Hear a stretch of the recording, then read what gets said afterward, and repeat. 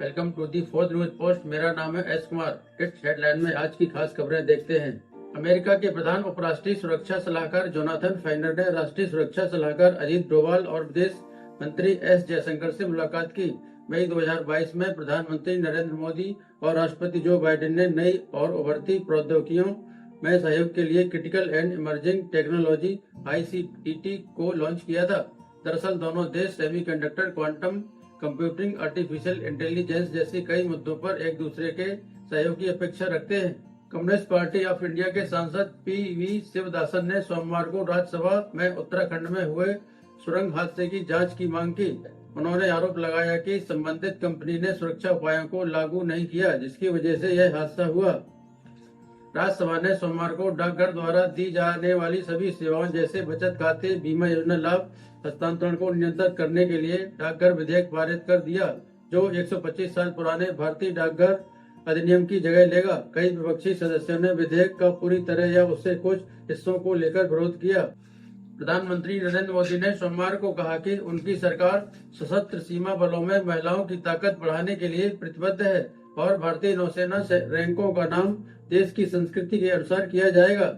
छत्रपति शिवाजी महाराज की दूरदर्शिता और युद्ध रणनीति के लिए श्रद्धांजलि अर्पित करते हुए उन्होंने कहा कि 17वीं सदी के मराठा राजा नौसैनिक शक्ति के महत्व को जानते थे।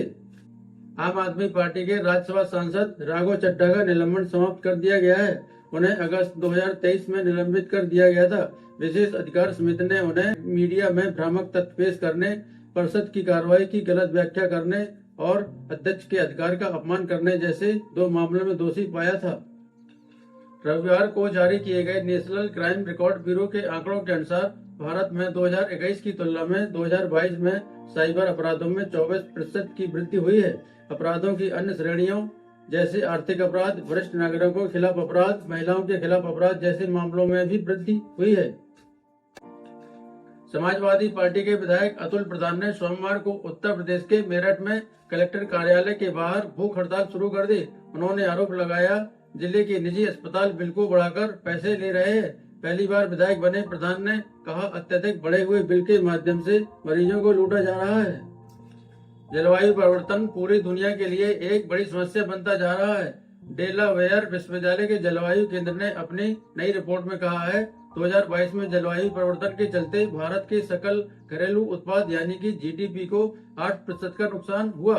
दरअसल जलवायु परिवर्तन देश में होने वाले खाद्यान्न उत्पादन व उससे जुड़े खाद्य प्रसंस्करण क्षेत्र में सबसे ज्यादा नकारात्मक प्रभाव डालता है। ऐसे में उन क्षेत्रों में काम कर रहे लोगों की उत्पादकता भी कम हो जाती है, जो आखिर में देश की GDP को भी प्रभावित करती है। रबी की फसल के लिए इस समय DAP और यूरिया खाद की मांग बढ़ गई है। कई जगहों पर खाद या तो समय से नहीं पहुंच रही है या कम पहुंच रही है। ऐसे में किसानों को काफी तकलीफों का सामना करना पड़ रहा है। लगातार कई घंटे का इंतजार करने के बाद भी उन्हें खाली हाथ घर लौटना पड़ता है और कई जगह बात मारपीट तक पहुंच जाती है। 5 राज्यों के विधानसभा चुनाव में कांग्रेस के निराशाजनक प्रदर्शन के बाद विपक्षी एकता फिर से मुश्किल में दिख रही है। चुनाव नतीजे पर चर्चा के लिए 6 दिसंबर को बुलाई गई बैठक में ममता बनर्जी ने शामिल न होने की बात कही है। नीतीश कुमार और अखिलेश यादव ने भी हाँ नहीं किया है। अगर क्षेत्रीय दल एक एक करके इंडिया गठबंधन का साथ छोड़ देंगे तो अगले साल होने वाले लोकसभा चुनाव में इंडिया गठबंधन का भविष्य क्या होगा, यह तो आने वाला वक्त ही तय करेगा।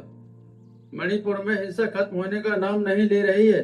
सोमवार को उग्रवादियों के 2 गुटों में फिर से गोलाबारी हुई और 13 लोगों के मारे जाने की खबर आई। सवाल इस बात का है कि एक तरफ लोग मर रहे हैं और दूसरी तरफ शांति के प्रयास भी जारी हैं, तो ऐसे में असल शांति कब स्थापित होगी। नेशनल ग्रीन ट्रिब्यूनल यानी NGT ने उत्तर प्रदेश के मुख्य सचिव को नोटिस जारी किया है। मथुरा में यमुना नदी में सीवेज का पानी छोड़े जाने के संबंध में 1 हफ्ते के अंदर उनसे रिपोर्ट दाखिल करने के लिए कहा गया है। सीवेज के पानी को छोड़े जाने से यमुना में प्रदूषण का स्तर लगातार बढ़ रहा है। आज के लिए इतना ही। आप देख रहे थे दी फोर्थ न्यूज पोस्ट। बहुत बहुत शुक्रिया।